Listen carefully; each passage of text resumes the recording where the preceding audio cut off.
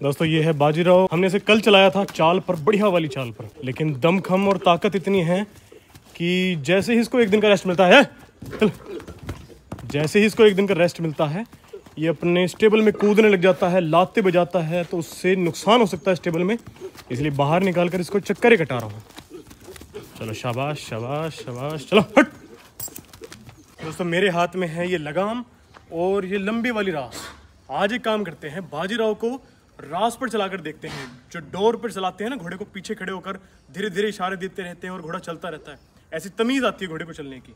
तो देखते हैं कि बाजीराव ऐसे चल पाएगा या नहीं। मैंने एक बात बाजीराव के अंदर नोटिस की है और शायद आप लोगों ने भी की हो। जब भी हम बाजीराव को बाहर निकालते हैं वो चाल के कदम रखता है, चाहे हम उसको होल्टर में निकालें या फिर जेवड़े पर या फिर लगाम पर, उसके पैर हमेशा चाल की तरफ चलते हैं। मुझे डर है कि कहीं ये इस चक्कर में धुड़की ना भूल जाए, क्योंकि अगर हम लॉन्ग राइड पर निकलते हैं तो घोड़े को 3 या 4 तरह की चालें बिल्कुल आनी चाहिए। एक वॉक होती है, एक ट्रॉट, एक कैंटर, एक गैलोप। लेकिन अगर हम बाजीराव को सिर्फ बाहर निकालते ही चाल चलाने लग जाएंगे तो वो धुड़की बिल्कुल भूल जाएगा और शायद फिर वो रथ में भी ना चल पाए।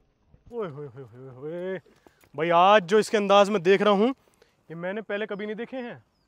चलो चलो चलो चलो चलो, ओए होए, एक आधी लात चेप ना दे मेरे में बस ये। चलो आंखें 4 करनी पड़ रही है मुझे, चारों तरफ देखना पड़ रहा है। बाजीराव चल चल बेटा।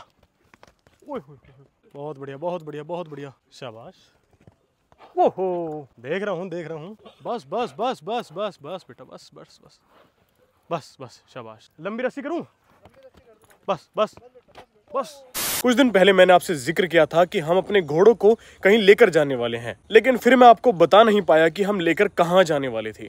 तो एक काम करते हैं, आज मैं आपको बता ही देता हूं। हमारे घर से लगभग 15 से 20 किलोमीटर दूर एक कॉलेज है IIMT।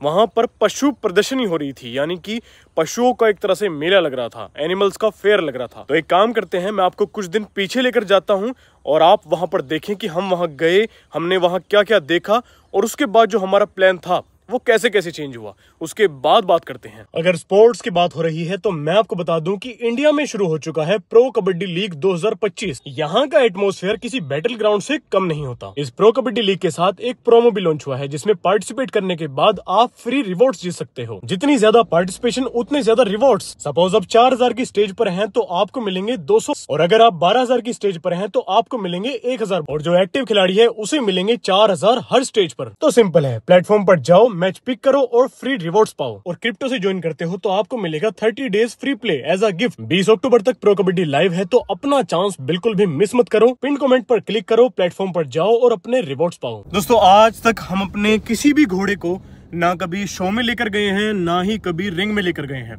लेकिन हो सकता है कि कल हम अपने 1 या 2 घोड़ों को रिंग में लेकर जाएं, शो में लेकर जाएं।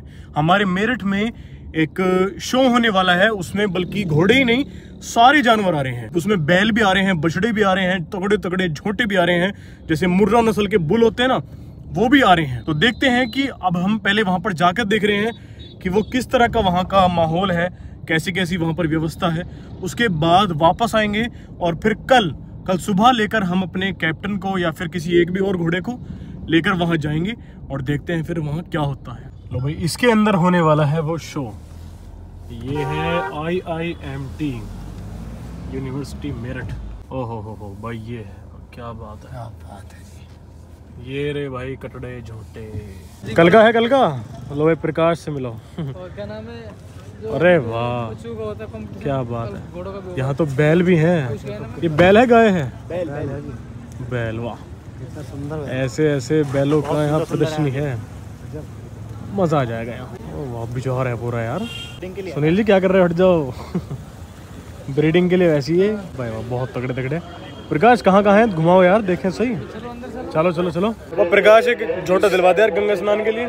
बहुत तगड़े तगड़े हैं भैया। मैंने अपनी पूरी जिंदगी में इससे बड़ा बुल कभी नहीं देखा। हर बुल के आगे एक बैनर लगा हुआ है, उसमें उसकी सारी डिटेल लिखी हुई है, उसके बेटे, उसकी बेटियां। ये बुल मुर्रा नस्ल से ताल्लुक रखता है। पूरे दिन से ये बुल खड़ा खड़ा थक गया है, इसीलिए अब ये आराम कर रहा है। ये कहाँ से जोटे? ये सारे वहाँ चले गए ये सभी। ये बजरंगी का भाई है, बेटा है, यो बेटा है। बहुत टोक्यो भी जीत रखी है। किंग की बेटी, ये दोनों भी किंग की बेटी। किंग? हाँ। अच्छा। बजरंगी है किंग ये जोटा योगराज युवराज का है। हाँ, जो बुढ़ा जोटा था उसका। अच्छा। नहीं योगराज है युवराज। योगराज एक वो भी तो युवराज। योगराज वो पहले वो जो बुढ़ा जोटा योगराज। योगराज हो गया। ये किसका छुट गया? छुट गया नहीं, ये इधर पैर करते हैं इधर। क्या करते हैं? सुम बनते हैं। ये सुम बनते हैं सुम।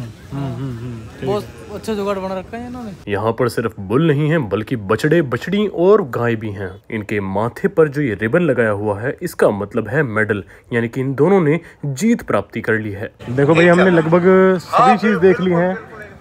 मुर्रा नस्ल के झोटे हैं, भैंस हैं, बछड़े हैं, सब चीज़ है।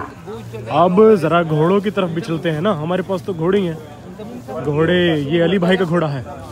ओए होए होए होए, यहाँ बहुत सारे घोड़े आए हुए हैं और कल भी आएंगे। अच्छा कर लेंगे शो भी होगा तो घोड़े जब भी नहीं वैसे ला रखे फिलहाल तो, और आएंगे तो करेंगे शो।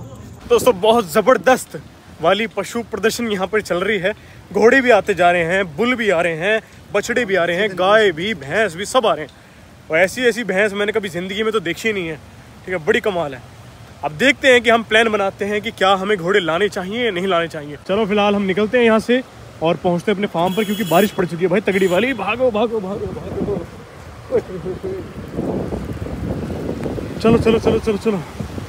मैं चाहता तो अपनी बच्ची, अपने घोड़ों या फिर घोड़ियों को लेकर यहाँ जा सकता था, लेकिन बात यह है कि यहाँ पर घोड़ों वाले जजेस ही नहीं आए हैं, इसीलिए यहाँ पर अपने घोड़ों को ले जाना बिल्कुल यूजलेस था।